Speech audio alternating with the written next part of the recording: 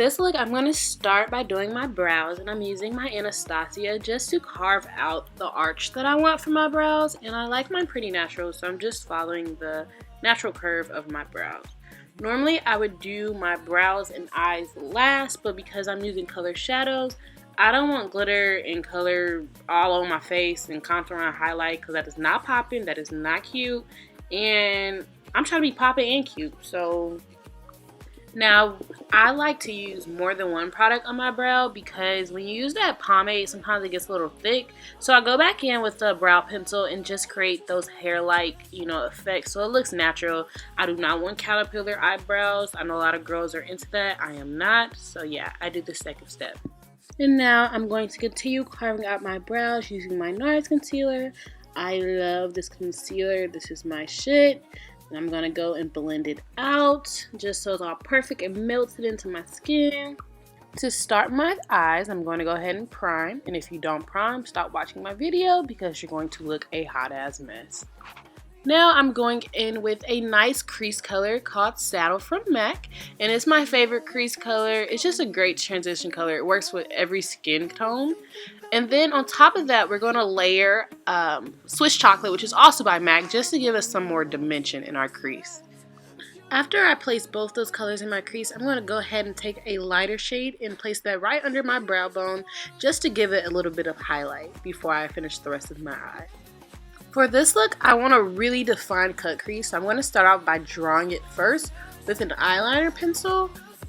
Also, I have small lids and I kind of want to open up my eye a little bit more, so I'm going to draw my cut crease line a little bit higher than other people normally would. Normally you just put it right where that fold is, where your lid is. But like I said, I have little chink eyes, so I'm just going to open them up a bit by raising my cut crease.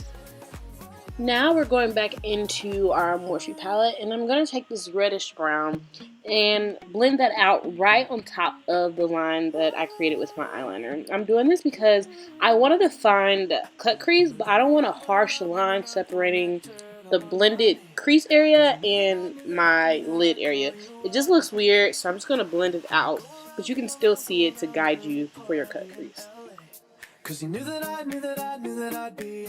Next, in preparation for all the colors I'm about to put on my lid, I'm going to go ahead and place this white eyeshadow base right underneath that cut crease line I created.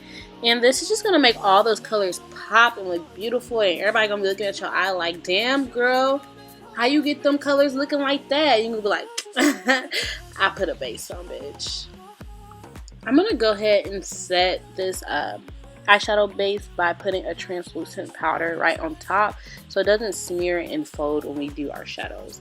Now I'm going in with my first color, which of course is white, and I'm going to put that all in the inner part of my lid and bring it almost to the middle of my lid. Next, I'm going into my Morphe 35B Glam palette. And I love this palette. It has so many great colors, but I'm just going to take this pink base red and apply this in the center of my lid right next to that white. Unlike with the white, I'm going to extend this color a little bit past the initial area of it because I want the blue to go a little bit on top of the red so it blends a little bit better because they're both really dark colors. Whereas with the white, I didn't want to put the red too much on top of the white because the red is a more vibrant color. It would overpower the white and make a more pink shade in between, and I really want to keep this really, really red. Now I'm just taking a small blending brush and blending in that transition between the red and the white because right now it's kind of a firm solid line in between the two, and I really want it to look smooth and more like an ombre effect, so I'm just going to go ahead and blend that little area out. Now before I apply this blue shadow, I'm just going to go ahead and spray my brush and get it damp because this shadow is actually more of like a pigment, so it needs a little bit of help sticking. So I'm just going to go ahead and apply that darker blue first, and then I'm going to go back into my Morphe 35B palette and take this more lighter shade, softer blue, and mix that in with it because I didn't necessarily like the shade of either one alone, but together they kind of make that perfect blue that I was looking for. Just like with the red and white, I'm going to do the same thing with the blue and white and just blend out that line in between those two colors just so it looks more seamless. Then I'm just going to go back in and keep applying shadows and blending until I get the desired level of color and vibrancy that I'm looking for, and also that ombre effect is going the way that I want it to go. So yeah, I'm just going to keep going with eyeshadow and just keep blending.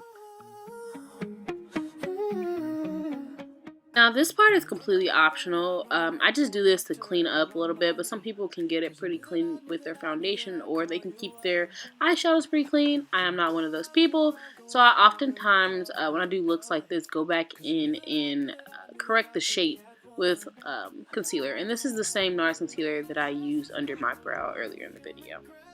Now I'm just going into my tear duct and just adding that white from before in there. It's just going to brighten up the look a little bit. And I want that same ombre effect underneath my eye. So I'm going to go in with the red under my waterline as well as the blue. And I'm just going to blend that out so it looks seamless and not like I have a black eye.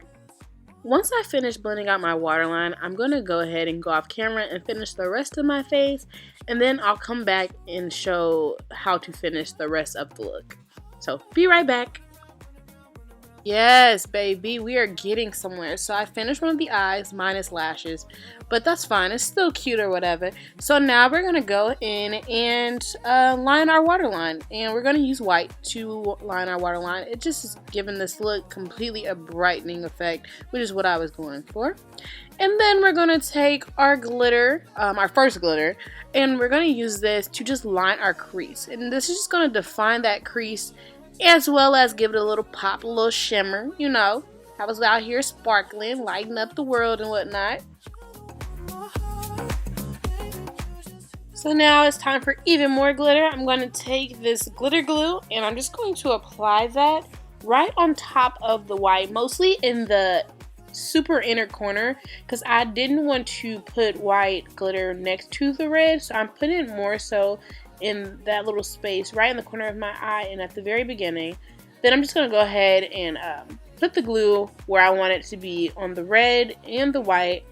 Then I'm just going to go in with their each individual glitters and just apply that on top of the shadows.